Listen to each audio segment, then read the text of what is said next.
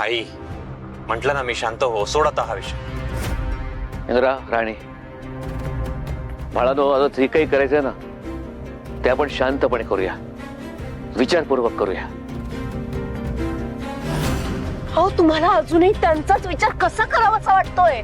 अहो त्याने आपल्या लेकाला मारायला माणसं पाठवली होती, त्याचं काहीच वाटत नाहीये का तुम्हाला? मी तर म्हणते या असल्या घाणेरड्या अवलादींना घरात थाराच देऊ नका.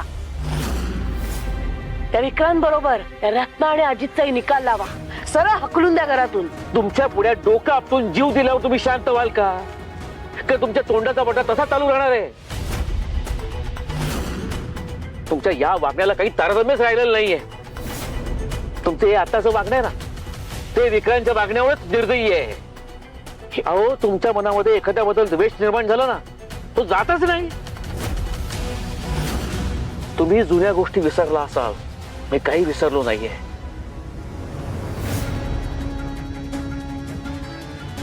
मला माझा मोठा भाऊ आठवतोय, त्यानं काय केलं हे आठवतंय, मी त्याच्याकरता काय केलं हेही आठवत आहे. मी काहीच विसरलो नाहीये. इंद्रा, अरे इतके दिवस मी सगळ्यापासून ही गोष्ट लपवून ठेवली होती, कोणालाही सांगितली नव्हती. आबा असं का म्हणाला? नेमकं काय झालं होतं? सगळा का माझा मोठा भाऊ विक्रांतचा बाप देवाघरी नाही गेलाय, घर सोडून निघून गेला. तो निघून गेला.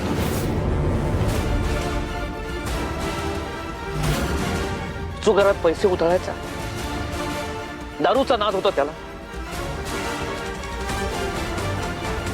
अरे सगळं सगळं सगळं देशोधडीला लावलं होतं. अरे सांगायला तो माझा मोठा भाऊ होता रे, पण कधी जबाबदारी नाही घेतली मोठ्या भावाची. कायमच मी जबाबदारी घेत आलो. तुझ्या आजोबांनी, माझ्या वडिलांनी मला सांगितलं होतं, जयसिंगा घर सांभाळ, घराची जबाबदारी घे, भावाची जबाबदारी घे, कुटुंबाला सांभाळ. ती वडिलांना शब्द दिला होता, जेवढा जमेल तेवढा पाळला. पण यश नाही आलं. आमचे मोठे बंधुराज सगळं बर्बाद करून निघून गेले घर सोडून. बायका मुलं रस्त्यावरती, पण मी माझं कर्तव्य पार पाडलं. रत्नाबहिणींना आधार दिला, विक्रांतला जपलं, अजितला जपलं, त्यांना कधी अंतर नाही दिलं मी. पण दुर्दैवानं विक्रांतवरती संस्कार करायला कमी पडलो असेल मी. अहो ते संस्कार तुम्ही नव्हतेच करायचे, त्याच्या आईने करायचे होते. त्याची आई तर नव्हती ना घर सोडून गेलेली. मला त्या सगळ्यांच्या ह्याच वागण्याचा राग येतो. त्यांना जर सगळ्या गोष्टी माहित होत्या ना, तर त्यांनी आपल्या मुलांना सांगायला हवं होतं. बरं त्यांनी नाही सांगितलं तर आपण सांगायला हवं होतं. म्हणजे मग विक्रांतला जाणीव झाली असती, तो असा वागला नसता. पण तुम्ही काय केलं? तुमच्या बापाला दिलेला शब्द पाळण्याच्या नादात त्या सापांच्या अवलादींना गोंजारत राहिला. काय झालं शेवटी? सापांनी दंश केलाच ना. प्रत्येक वेळी आपल्या मुलांचा विचार करायच्या आधी तुम्ही त्या रत्नावहिनींच्या मुलांचा विचार केला. अहो त्यांना त्यांचं जगू द्यायला हवं होतं ना. पण नाही, पण डोक्यावर बसवून ठेवलं त्यांना. अगदी जीव ओवाळून टाकला होता त्यांच्यासाठी. हातचं सगळं त्यांना देत राहिला. माझ्या इंद्राच्या बाबतीत जे काही घडलं त्याला खरं तर कुठे ना कुठे तुम्ही सुद्धा तितकेच जबाबदार आहात.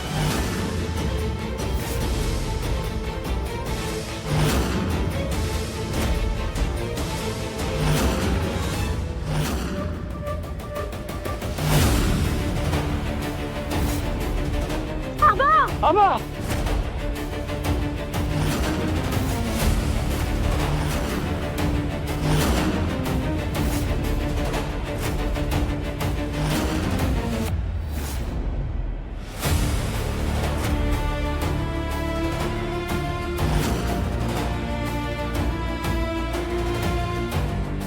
काय होतंय? काय झालं तुम्हाला? काय होतंय? बहुतेक त्यांचा बीपी शूट झालाय. आई मी तुला म्हंटल होतं ना, तू शांत बस जरा. का बडबड केलीस एवढी? आता त्रास होतोय आबांना.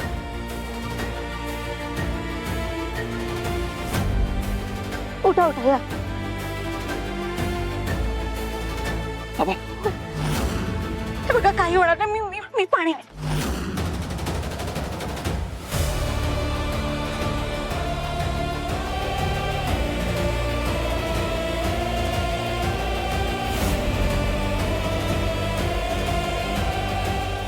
सर चला आपण आबांना आत घेऊन जाऊ. इथं उन्हात जर थांबले तर त्रास होईल त्यांना.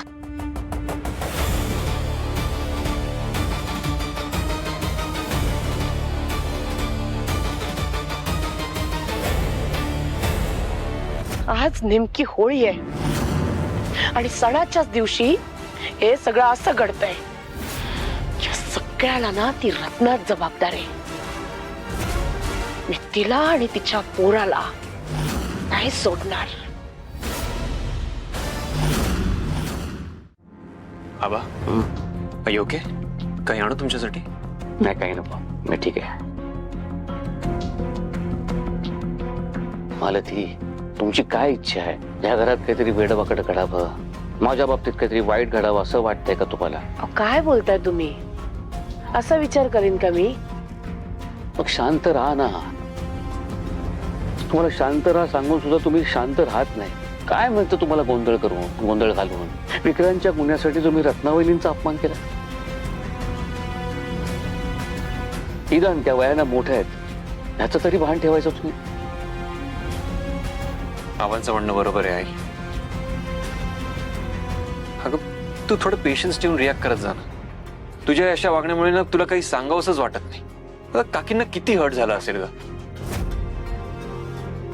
विक्रांत सरांनी एवढी मोठी चूक केली हे कळल्यानंतर रत्नाई आपल्याला जे काही वाईट साईड बोलल्या होत्या त्यासाठी त्यांनी लगेच माफी मागितली. आणि मला खात्री आहे की हे जे काही विक्रांत सरांनी केलं त्याबद्दल रत्नाईंना काहीच माहित नसेल. एक्झॅक्टली. त्यांना जर माहित असतं तर त्यांनी आपल्याला सांगितलं असतं ना. कशावरून इंद्रा? कशावरून त्यांनी आपल्याला सांगितलं असतं? म्हणजे तुला म्हणायचंय काय नक्की? म्हणजे वहिनींनी ठरवून आपल्यापासून लपवलं नसेल. कशावरून? मी तर म्हणते त्यांना माहित पण असेल, पण त्यांना माहित नसल्याचं नाटक करत असतील त्या. इंद्रा जेवढं मी तुला ओळखते ना तसंच त्याही त्यांच्या लेकाला ओळखत असतील ना. त्यांच्यात बोलणं झालं नसेल कशावरून? आपल्याच घरात राहायला थारा मिळावा म्हणून आपल्याशीच खोटं बोलले नसतील कशावरून? हे सगळं काही त्यांनी ठरवून केलं नसेल कशावरून?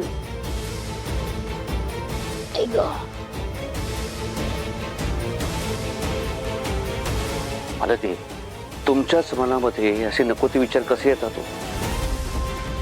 आपल्याच माणसांबद्दल तुम्ही नेहमीच चुकीचा विचार कसा करता? आपल्याच माणसाने आपल्या इंद्रा बाबतीत काय केलंय बघितलंत ना. माणसांना ओळखायला मी नाही, तुम्ही चुकता.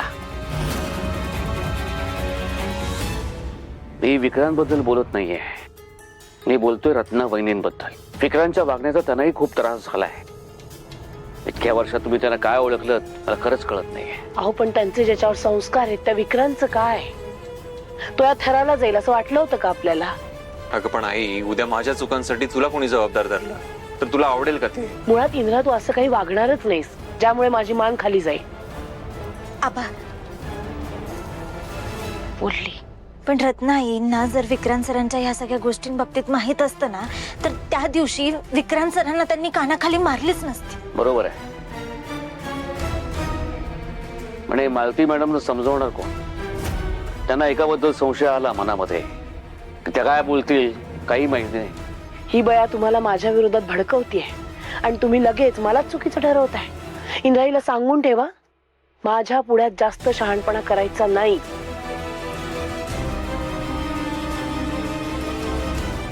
ज्याला त्याला धमक्या देणं बंद करा आता. कोणाला कितीही त्रास झाला तुम्हाला काय फरक पडतो दिसलाय मला. आता मला चक्कर आली तेवढ्यापुरतं तुम्ही शांत बसला. पुन्हा तेच चालू.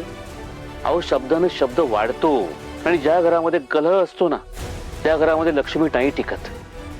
निदान माझा जीव जाऊ नये असं वाटत असेल ना तर गप्प राहा. काय बोलताय तुम्ही? तुमचा जीव जावा असं वाटेल का मला? तुमच्या वागण्याने असं वाटत नाहीये पण ते जाऊ दे. तेच तेच बोलण्यात काही अर्थ नाहीये. मनिंद्रा राणी आधी आपण घरी जाऊया मग ठरवूया पुढे काय करायचं ते. ठीक आहे. बुवा काय झालं? कसला विचार करताय? हे बघा जे काय झालं ना त्याचा आता तुम्ही अजिबात विचार करायचा नाही. आता तुम्ही फक्त स्वतःला सांभाळायचं. हा काळजी घ्यायची स्वतःची. हो पण आता तो पण तुझं घर मायेनं सांभाळ पोरी. आबांच्या तब्येतीची काळजी घे. अगं त्यांना असं सारखा सारखा त्रास झालेला बरं नाही. नाही, मी त्यांना अजिबात त्रास होऊ देणार नाही. मी व्यवस्थित सांभाळेन त्यांना. हा, पण तुम्ही पण स्वतःला जपा. आणि आई, बुवांचं पथ्य पाणी व्यवस्थित बघा. आणि काही लागलं ना तू लगेच मला बोलव. होय, आता मी ह्यांच्यापासून हटणार नाही आणि ह्यांना बी कुठं हालू देणार नाही. तू नको काळजी करू बाई. अगं आई, आता काळजी तर वाटतेच ना. पोरे, तुला जावं बापूला मानलं पाहिजे. अगं मला मरणाच्या दारात तर घेऊन आला तुम्ही दोघ. बुवा असं काय बोलताय? हे बघा, तुम्ही आम्हाला आयुष्यभर हवे आहात. हो ना सर? हो, मग काय. पण ते आता यांना कळलं पाहिजे ना. त्यांनी काळजी घेतली पाहिजे स्वतःची. आपलं ऐकलं पाहिजे त्यांनी. हा जा बाई बापू, आता ह्यांना माझं ऐकावंच लागणार आहे. अरे देवा, म्हणजे आता बेतबेतच मला आयुष्य जगावं लागेल तर.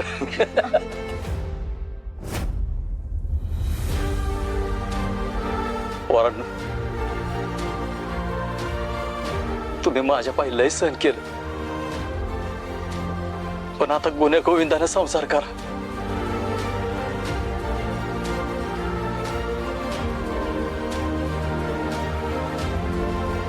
बरं चला, निघतो आम्ही. हा, या. चला. का राणी, मला बोलायचं आहे. तुझा विक्रांतबद्दल आधीपासून संशय होता.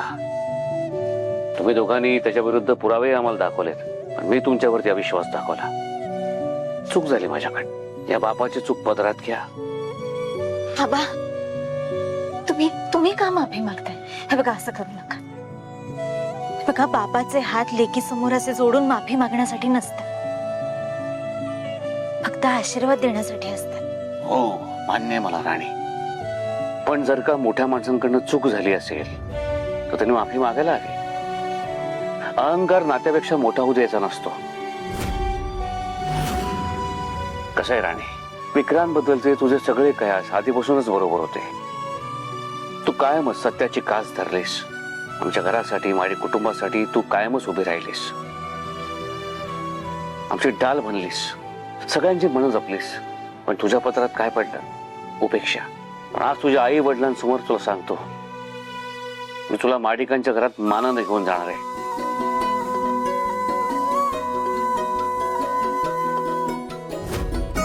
आबा, मला खात्री आहे की तुम्ही मला मानानं घरी घेऊन जाल. पण फक्त तुम्ही माझ्या पुढे कधी मान झुकवू नका.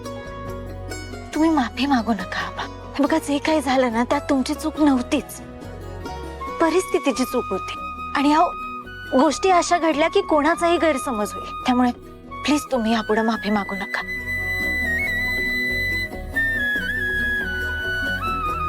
माझ्याकडनं चूक झाली. मी तुझ्यावरती अविश्वास दाखवलाय. माफी तर मागायलाच हवी. हो आबा, पण आता बास करा. मला लाजवू नका. बरं, ठीक आहे. आज मला काय आठवतंय माहितीये? तुमचं लग्न झालं होतं आणि तुम्ही घरी आलो होतात, पण तुमचा गृहप्रवेश व्यवस्थित होऊ शकला नव्हता. मला आता नव्यानं हक्कानं तुमचा गृहप्रवेश करायचा आहे.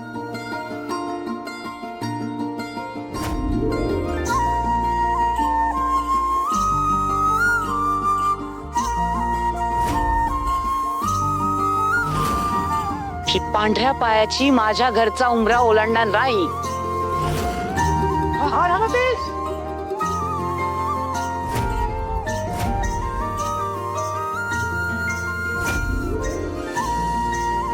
तुला आमच्या घरी मी मानाने घेऊन जाणार आहे. आणि ज्यांच्यामुळे तुला भोगावं लागलं त्यांनाही शिक्षा होणार आहे. राणे, सुखानं संसार कर बाई. अशीच हसत राहा. अहो, ती कायम सुखानं संसार करण्याचाच विचार करते. अगदी तसं वागते सुद्धा. पण बिचारीच्या नशिबात असं काहीतरी घडतं, अंडी भरडली जाते. ती प्रत्येक जबाबदारी आनंदानं स्वीकारते. पण आम्ही तिची किंमत केली नाही. ही आमची चूक झाली. पण यापुढे ही चूक होणार नाही. तिच्या वाटेला भरभरून प्रेम, आनंद, सुख, चैतन्य सगळं येईल याची काळजी आम्ही घेऊ. इंद्रा घेईल. काय रे इंद्रा, हो ऑफकोर्स. आबा राणी आपल्या सगळ्यांचा इतका विचार करते, सगळ्यात आधी आपल्या आनंदाचा विचार करते, मग आपण तिच्यासाठी एवढं तर करूच शकतो ना.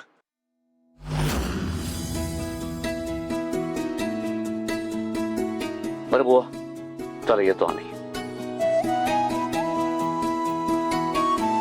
चला इथं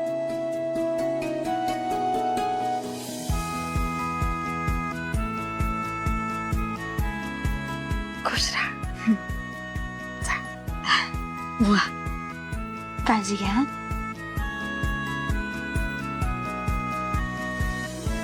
आता कुठं पोरीच्या आयुष्यात सुख हसत हसत येईल अशी आशा वाटायला लागली. देवा, माझ्या पोरीला अशीच आनंदी ठेव.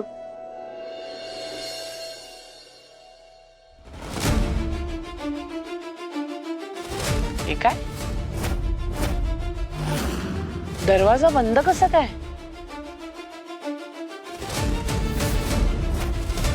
रत्नावहिनी कधी दरवाजा बंद नाही करत. बरोबर. तुमच्या त्या वहिनीच्या मुलाने दिवेच असे लावलेत ना की त्यांना आता स्वतःचीच लाज वाटत असेल म्हणून दरवाजा बंद केला असणार. मला तर वाटतंय ना. मालती बास, प्रत्येक वेळेला तोंड चालवायची संधी शोधू नका. पास झालं. आबा मी बघतो.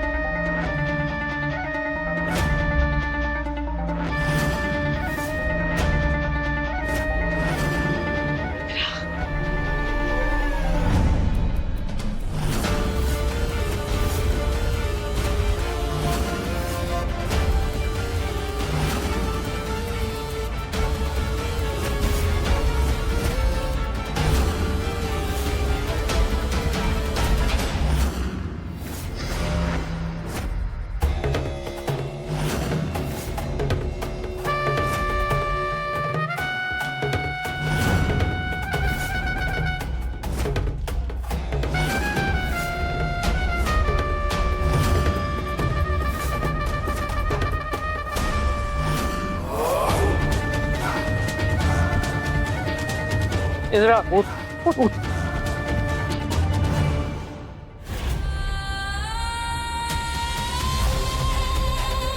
तुला लागलं तर नाही ना?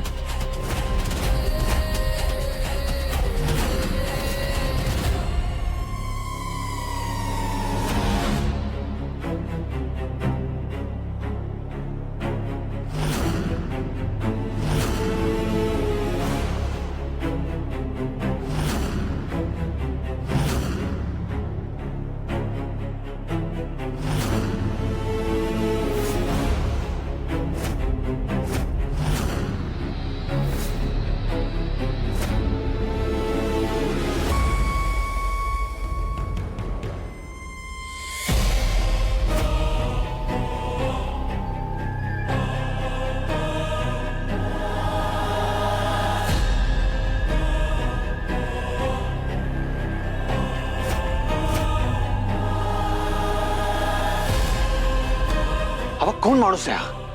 आणि हा आपल्या घरात काय करतोय? आणि माझ्या छातीवर लात मारायची हिंमत कशी झाली याची? हा ना मला कोणीतरी गुंडा मावली वाटतोय. त्याला सोडणार नाही मी. ए जया, सांग की तुझ्या लेकाला कोण आहे मी ते.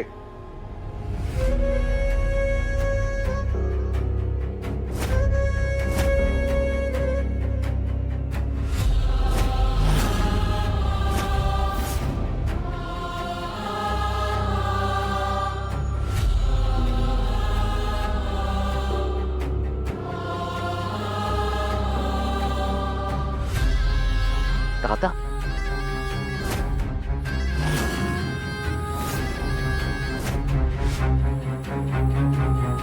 दादा तू परत आलास. अरे कुठे होतास इतकी वर्ष? तुझी आम्ही किती वाट पाहिली माहिती? तुला एकदाही आमची आठवण आली नाही का रे? तू ठीक आहेस ना? हे नाटक्या तू बरा आहेस का? तू ठीक आहेस का? हे नको विचारूस.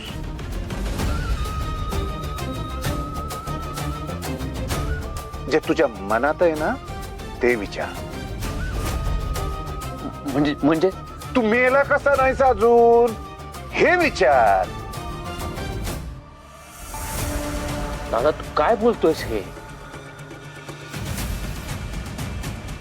मी असं कसा विचार करेन? अरे तेच तर तुझ्या मनात आहे ना. आबा काय चाललंय? तो माणूस तुमची इन्सल्ट करतोय आणि तुम्ही त्याच्याशी बोलत काय बसलायत? त्याला धक्के मारून इथून बाहेर काढा. ए पोरा,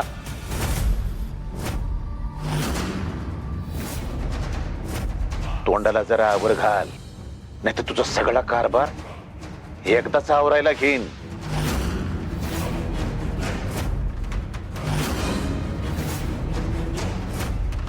आता फक्त हा दादासाहेब बोलणार आणि तुम्ही सगळे ऐकणार.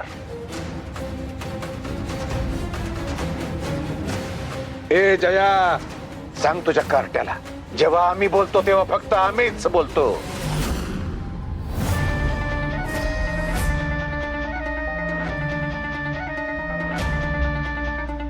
आता तुम्ही सगळे फक्त ऐकणार आहेत आणि आम्ही बोलणार.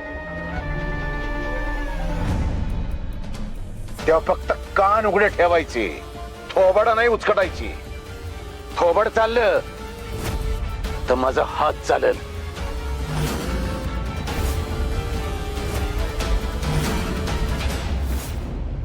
हो नीट बोलायचं आणि हात उचलायच्या गोष्टी करायच्या नाहीत. थांब मित्रा, बोलू दे दादाला. ए जया, सांगितलं नाही का तुझ्या पोराला गेली 30 वर्ष तू माझ्याशी काय केलंस ते? माझ्या लेकरा बाळांपासून मला तू लांब ठेवलंस, या घरापासून मला लांब ठेवलंस. तू माझे काय काय हाल केलेस? अरे भिकाऱ्यासारखा मी इथून तिकडून तिकडून तिकडे फिरत होतो. तुझ्यामुळे मला हे सगळे हाल सहन करावे लागलेत. मी माझ्या घरापासून, माझ्या बायका पोरांपासून लांब राहिलो. आणि तू तू काय करत होतास? ही संपत्ती, हे सगळं सुख उपभोगत होतास ना. मला वनवासात पाठवून तू माझ्या मारत होतास ना. आता जे माझ्या बाबतीत घडलं ना ते तुला भोगावं लागणार. आता मी सुख उपभोगणार आणि तू वनवास.